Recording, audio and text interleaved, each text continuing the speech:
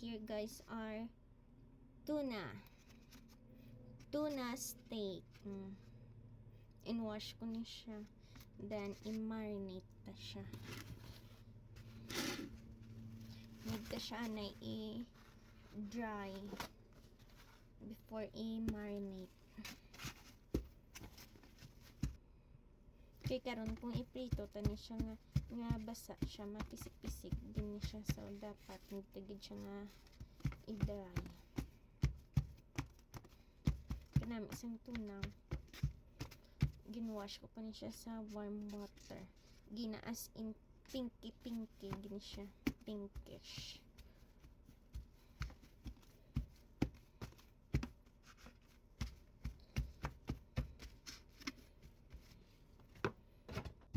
Marinate siya guys sa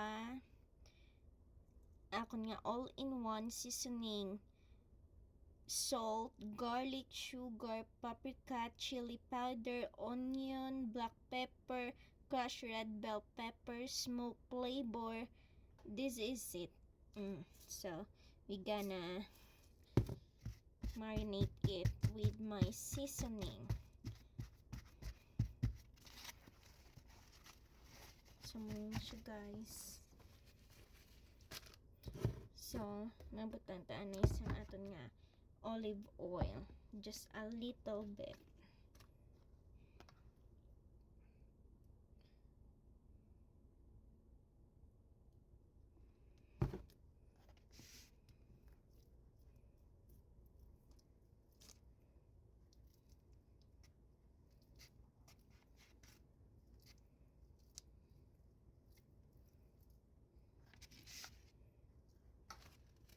And then nabutan na tas ang aton nga seasoning. Siya guys.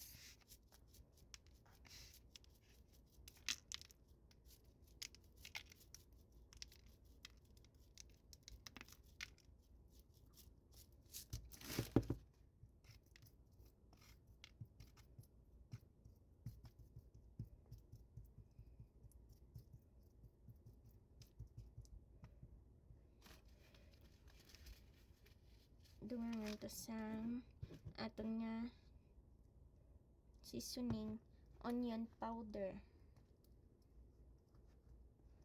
Kaya feeling ko more siya sa crushed red pepper and then sa salt. So ma-add kita sa aton nga onion powder.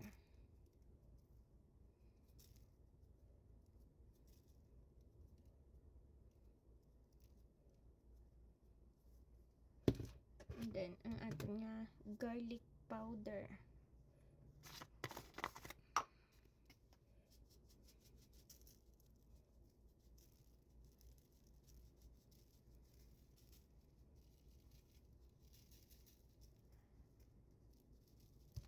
Ang aton nga black pepper.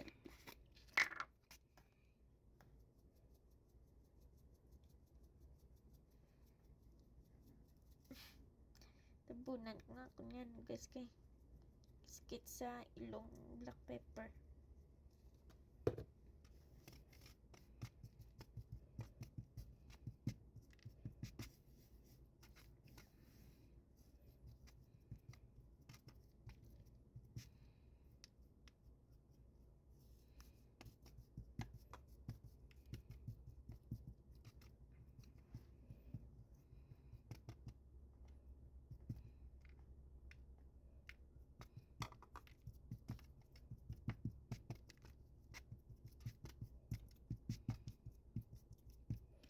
So muna siya guys, then balis ka doon ka lang. Balis ka doon ka lang siya guys.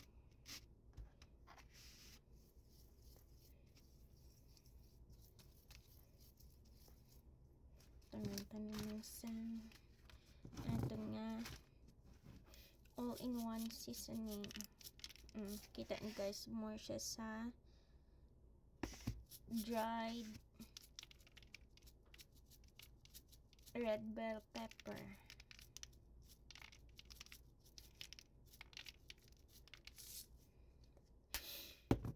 and salt.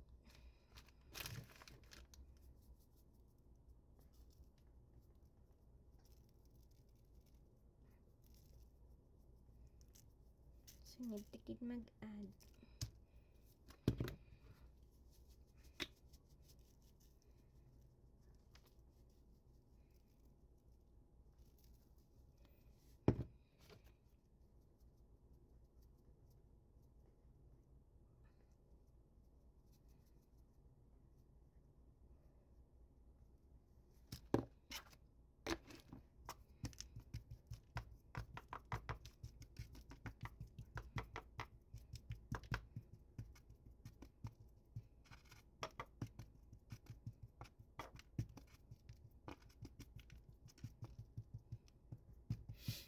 So, ni guys, iset aside ta siya ni sa aton nga ref. Then, later, i-grill ta siya sa aton nga pan. Diba? Then, may sweet corn ako di. Butangan ko na siya sa butter.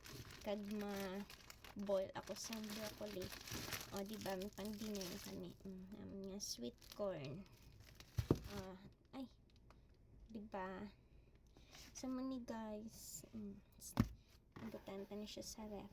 Set aside ta siya sa ref. Bye-bye.